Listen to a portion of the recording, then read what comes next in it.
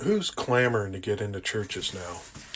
In our latest episode of Drop Stones, we're talking about this and that whole idea that we were taught in the evangelical faith that the early church, people were just banging down the doors, trying to get into these church gatherings of the early people that believed in Jesus, and that it was something new, fresh, and exciting. And I get this idea. You see it all the time, even in our modern world, when a new idea comes out and people want to be the first on board. The first iPhone's coming out, people gather around to go. Some new cryptocurrency comes out, everyone get on board, this is the new wave, we're going for it, stuff like this. People want to be in, they see the excitement, they see the freshness, it's new, it's something that strikes interest in all these people, and they want to get in, and I understand it. But we don't see that in the church anymore because, quite frankly, the church has grown stale and stagnant in its time here, and people don't clamor to get into it. So it made me wonder, what is with the church and how do they keep their attendance? And yeah, attendance and membership is declining, and that's being seen in reports and everything like this. And I think a big reason on that is because the whole basis of their operation to sustain growth was that you have more babies and you bring them babies up to believe, and they follow in suit of the parents to keep going. Well, the Christians got too good at teaching them babies about Jesus and who he was, and what kind of a loving man he was, and how he accepted everyone. And these kids now reconciled this with what's really going on in the church, and they didn't see it. They didn't see the church behaving this way, so they left and decided to follow Jesus on their own paths, understanding what love truly is.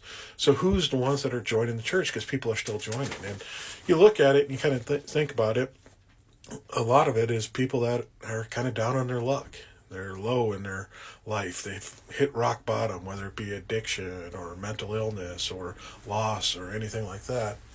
That they keep coming in and trying to explore and find something new, a savior complex that we see all together too much now, that something else outside of me is going to save me and pull me out of my doldrums and my ways of living and all that. So they look for the savior complex, and it works for them, and they're going to be strong in the faith because Jesus brought me out of the low place and came in here, and I understand that completely.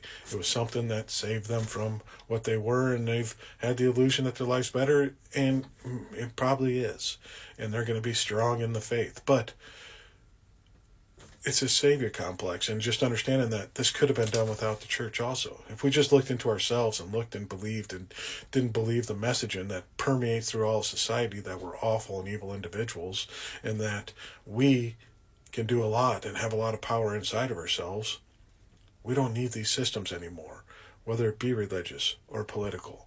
We can understand that if we truly love, and understand that if we love our neighbor as we love ourselves, and understand that when we do harm to our neighbor, we're harming ourselves, we could pull ourselves out of a lot of messes. But it's trying to get away from the savior complex, because loving yourself is a lot of work. Having someone else fix you, that's kind of easy, because you can follow their rules, their leadership, their guidance, and also fall under their control. So are you willing to be controlled and manipulated and let someone else tell you what to do? Or are you going to do the hard work and save yourself?